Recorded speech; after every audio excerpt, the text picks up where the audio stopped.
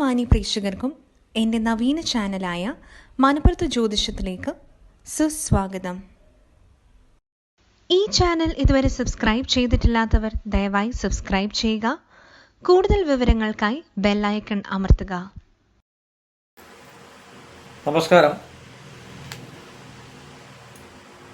നമസ്കാരം എല്ലാ മാന്യ പ്രേക്ഷകർക്കും, എന്നെ ഇഷ്ടപ്പെടുന്നവർക്കും ഞാൻ ഇഷ്ടപ്പെടുന്നവർക്കും ഏവർക്കും എൻ്റെ ഇളയ ചാനലായ മനപ്പുറത്ത് ജ്യോതിഷ ചാനലിലേക്ക് നിസ്സീമമായ ഹാർദവുമായ സുസ്വാഗതം. ഈ കണ്ടുകൊണ്ടിരിക്കുന്ന മഹനീയ സാന്നിധ്യത്തിന് ഉടമയായ താങ്കൾക്കും നമ്മൾ ഇന്നിവിടെ പറയുന്നത് 1202 ആണ്ട് ചിങ്ങമാസം മുതൽ അടുത്ത കർക്കിടകം വരെ 3 വരെ കർക്കിടകം വരെയുള്ള സാമാന്യനുള്ള ഫലത്തെയാണ്.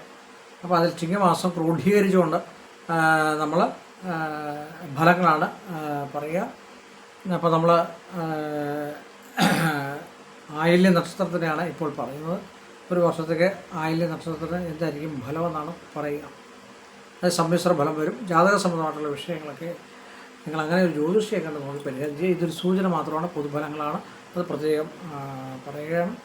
അതുപോലെ ജന്മത്തിൽ വ്യാഴം നിൽക്കുന്ന സമയമാണ് ആയില്യ നക്ഷത്രക്കാർക്ക്. അതുപോലെ തന്നെ പ്രത്യേകമായിട്ട് ഞാൻ പറയാം, കേൾക്കുന്നതിന് മുമ്പ് എൻ്റെ ഈ എപ്പിസോഡ് ഒന്ന് സബ്സ്ക്രൈബ് ചെയ്യണം. ഞാനിതുവരെ അങ്ങനെ പറഞ്ഞിട്ടില്ല എങ്കിൽ തന്നെയും എന്നെ ഇഷ്ടപ്പെടുന്നവരും ഞാൻ ഇഷ്ടപ്പെടുന്നവരൊക്കെ ഉണ്ടാവുമല്ലോ, അവരെ ഒന്ന് സബ്സ്ക്രൈബ് ചെയ്ത് ഒന്ന് ലൈക്ക് ചെയ്യുന്നത് നല്ലതാണ്. പുതിയൊരു ചാനലാണ്, അതുകൊണ്ടാണ്. എല്ലാ മാന്യപ്രേക്ഷകർക്കും നമസ്കാരം. അപ്പോൾ ആയില്യ നക്ഷത്രത്തിന് കർക്കിടകക്കൂറാണ്, ജന്മത്തിൽ വ്യാഴം നിൽക്കുന്ന സമയമാണ്. സാമാന്യനെയൊക്കെയുള്ള ഈശ്വരാധീനമുള്ള ഒരു വർഷം കൂടെ ആയിരിക്കും ഇത്.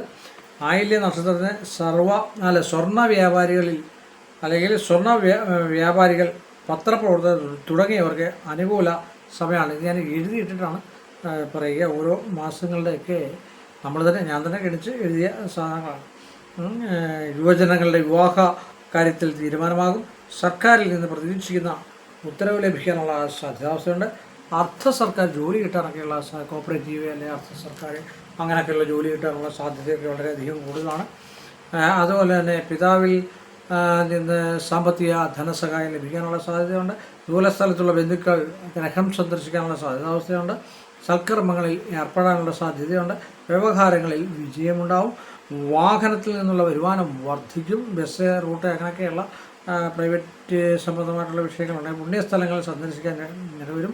പ്രശ്നങ്ങൾ നയതന്ത്രജ്ഞതയോടെ പരിഹരിക്കാനുള്ള സാധ്യതാവസ്ഥ ഇതുണ്ട്. ചെറിയ ചെറിയ ദുഃഖങ്ങളും ദുരിതങ്ങളൊക്കെ ഉണ്ടാകാനുള്ള സാധ്യതാവസ്ഥയുണ്ട്. ചെറിയ രോഗങ്ങളൊക്കെ ഉണ്ടാകാനുള്ള സാധ്യതയുണ്ട്. ഉദര സംബന്ധമായിട്ടോ കണ്ഠ സംബന്ധമായിട്ടോ കഴുത്ത് സംബന്ധമായിട്ടോ മുഖസംബന്ധമായിട്ടുള്ള ഒരു രോഗങ്ങളൊക്കെയുണ്ട്. ആ രോഗങ്ങളൊക്കെ വരുവാണെങ്കിൽ ആദ്യം നിങ്ങൾ ഡോക്ടറെ ഒന്ന് കാണുക. പിന്നീട് അത് കുറവോ അല്ലെങ്കിൽ അതിന് മറ്റ് വിശേഷങ്ങളോ ഉണ്ടെങ്കിൽ നിങ്ങൾ ജ്യോതിഷനെ കണ്ട് ഒന്ന് കൗടി വെച്ച് നോക്കി നിങ്ങളുടെ യോഗങ്ങളൊക്കെ എന്തൊക്കെയാണെന്ന് അറിഞ്ഞ് അതിന് പരിഹാരം ചെയ്യുക. പലതരം ആഡംബര വസ്തുക്കൾ അധീനതയിലായി തീരാൻ സാധ്യതയുണ്ട്. കോർപ്പറേഷനിലും പഞ്ചായത്തിലും മറ്റ് സ്വാധീനമുള്ള ഒരു അവസ്ഥാവിശേഷം വന്നു ചേരാനും സാധ്യതയുണ്ട്. അതുപോലെ തന്നെ ഏറ്റക്കുറച്ചിലുണ്ടാവും.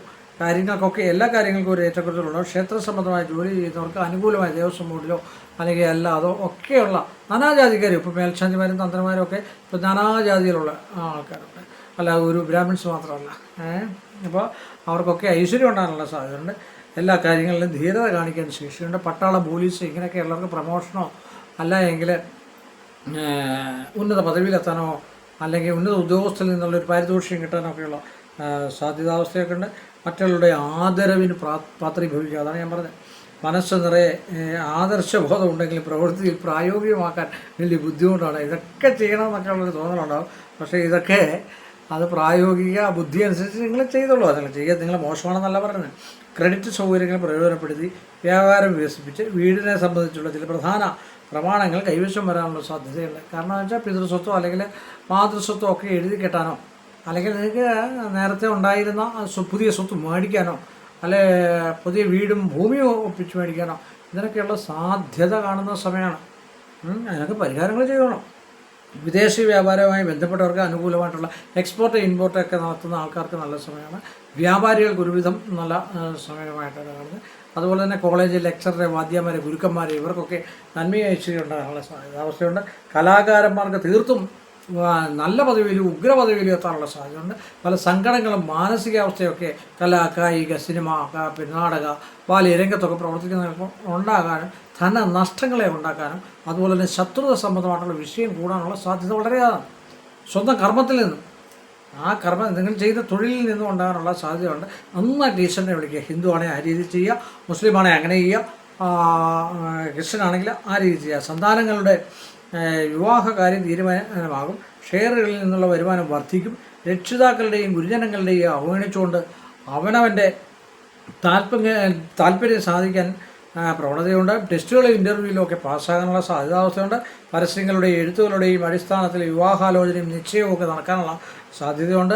പ്രേമം അങ്ങനെയൊക്കെ ഉണ്ടെങ്കിൽ അത് വിവാഹത്തിൽ ചെന്ന് കലാശിക്കാനുള്ള സാധ്യതയുണ്ട്. പൂർവ്വീയ സ്വത്ത് അനുകൂലമായിരിക്കും. ഓപ്പറേഷനോ മറ്റു കാര്യങ്ങളൊക്കെ ഉണ്ടെങ്കിൽ അത് കൃത്യമായിട്ട് ഔഷധങ്ങൾ കഴിച്ച് നമ്മൾ നമ്മുടെ ആരോഗ്യത്തെ രക്ഷിച്ചുകൊള്ളണം. ഉന്നത വിദ്യാഭ്യാസത്തിൽ പുരോഗതി ഉണ്ടാകും. അതുപോലെ തന്നെ വീട്ടിൽ പൂജാതിമംഗള കർമ്മങ്ങളൊക്കെ നടക്കാനിടയുണ്ട്. സർവീസിൽ പ്രൊമോഷന് അല്ലെങ്കിൽ സർവീസ് ചെയ്യുന്ന ഗവൺമെൻറ് ഉദ്യോഗസ്ഥർക്ക് പ്രൊമോഷനോ മറ്റു കാര്യങ്ങളോ അല്ലെങ്കിൽ നല്ല സ്ഥലത്തേക്ക് നിങ്ങൾ ഇപ്പോൾ ഉദ്ദേശിക്കുന്നതിനേക്കാൾ നല്ല കാശോടുകൂടി ധനത്തോടുകൂടി നിങ്ങൾക്ക് പ്രൊമോഷൻ മറ്റു കാര്യങ്ങളൊക്കെ ലഭിക്കാനുള്ള സാധ്യതയുള്ള ഒരു സമയം കൂടാണ്. കർമ്മരംഗങ്ങളൊക്കെ പുഷ്ടിപ്പെടുത്തുക. നല്ല നക്ഷത്രമാണ് ആയില്യ നക്ഷത്രം. ആ നക്ഷത്രം നാഗരാജാവിൻ്റെ നാഗേക്ഷിയൊക്കെ നമ്മൾ നന്നായിട്ട് പ്രസാദിപ്പിക്കുക. കുടുംബത്തിൽ കാവുണ്ടെങ്കിൽ ഏറ്റവും നല്ലത് അതായിരിക്കും. അല്ലെങ്കിൽ വണ്ണാശാലയോ നല്ല ക്ഷേത്രങ്ങളിൽ പോവുക. ചൈതന്യവത്തായിട്ടുള്ള തട്ടിപ്പുള്ള അല്ലാത്ത ചൈതന്യവത്തായിട്ടുള്ള ഒത്തിരി നാഗരാജ ക്ഷേത്രങ്ങളിൽ പോയി അങ്ങനെയുള്ളതുണ്ട്. അപ്പോൾ നമ്മുടെ സ്വന്തമായിട്ട് കാവും കുളമൊക്കെ ഉണ്ടെങ്കിൽ അവിടെ പോയി ഒരു തിരി തെളിച്ചാൽ അത് മതി. അതല്ലാതെ ഏത് കേരളത്തിൽ ലോകത്തുള്ള ഏത് നാഗരാജ ക്ഷേത്രത്തിൽ പോയി നിങ്ങൾക്ക് അത്ര ഫലം ഉണ്ടാവില്ല. ഇപ്പം കൂടി ചെന്നാക്തരായി ഇപ്പം പിന്നെ ഭ്രാന്തുവരെ മാറ്റുന്ന ഭയങ്കര അതിശക്തമായിട്ടുള്ള ആൾക്കാരുണ്ട്.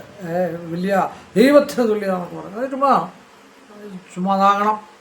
അങ്ങനെ ഒരാളുണ്ടാകാൻ സാധ്യത ഈ കലിയുഗത്തിലുണ്ടാകാൻ സാധ്യത കുറവ്. അതോ ഉണ്ടെങ്കിൽ ഒരു ചൈതന്യാവസ്ഥ. ഇപ്പോഴത്തെ നല്ലൊരു ചൈതന്യമുള്ളൊരു മനുഷ്യന് അല്ലെങ്കിൽ നല്ലൊരു പിന്നെ ഉപാസനാബലമുള്ള മനുഷ്യൻ അങ്ങനെയൊക്കെ പറയാം.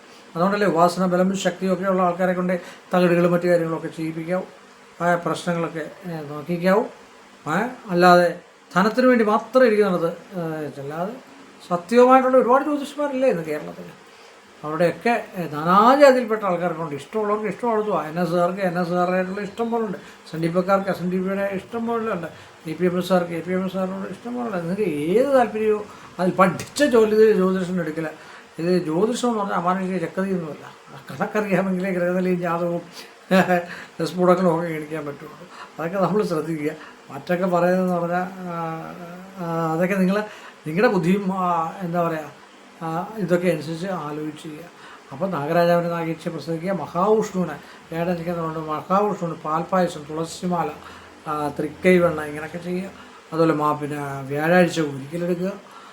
പിതൃപൂജ മഹാവിഷ്ണു ക്ഷേത്രത്തിൽ പിതൃപൂജ നടത്തുക. പിന്നെ അങ്ങനെ കുടുംബക്ഷേത്രത്തിൽ പിടിപ്പടം വാരുക. പിന്നെ അതുപോലെ കുടുംബക്ഷേത്രത്തിൽ പട്ട്, കടുംപായസം, ദീപം എന്നിവ തെളിക്കുക. മാസത്തിൽ ഒരിക്കലെങ്കിലും അത് ചെയ്യുകയോ പക്കപ്പിറന്നാൾ ചെയ്യുന്ന അത്യുത്തമമായിരിക്കും. സംശയമില്ലാന്ന് പറഞ്ഞുകൊണ്ട് എളിയ മനുഷ്യൻ്റെ ചെറിയ എപ്പിസോഡ് ഓരോ സ്ഥാപനിപ്പിക്കുന്നു. എല്ലാ മാന്യപ്രേക്ഷകർക്കും നന്ദി. അതുപോലെ തന്നെ ഗുരുവായൂരപ്പൻ്റെയും ശ്രീപത്മനാഭൻ്റെയും ചക്കുളത്തമ്മയുടെയും കൊടുങ്ങല്ലൂർ അമ്മയുടെയൊക്കെ അനുഗ്രഹം നിങ്ങൾക്ക് എല്ലാവർക്കും ഉണ്ടാകട്ടെ എന്ന് ഞാൻ പ്രാർത്ഥിക്കുന്നു. അത് തന്നെയല്ല, ഈ ചാനൽ ഒന്ന് സബ്സ്ക്രൈബ് ചെയ്യണം. നല്ല നല്ല വീഡിയോക്ക് നിങ്ങൾക്ക് പ്രതീക്ഷിക്കാം. എന്നെ കഴിവിൻ്റെ പരമാവധിയുള്ളതൊക്കെ ഞാൻ ചെയ്തുതരാം. അതുകൊണ്ട് സബ്സ്ക്രൈബ് ലൈക്ക് ചെയ്യാൻ വീണ്ടും ഞാൻ പറയാമെന്ന് പറഞ്ഞുകൊണ്ട് എൻ്റെ ഈ മനുഷ്യൻ്റെ ചെറിയ എപ്പിസോഡോട് അവസാനിപ്പിക്കുന്നു. വീണ്ടും നമ്മൾ തമ്മിൽ കാണുന്നവരെ കാണേണ്ടത്. നന്ദി, നമസ്കാരം.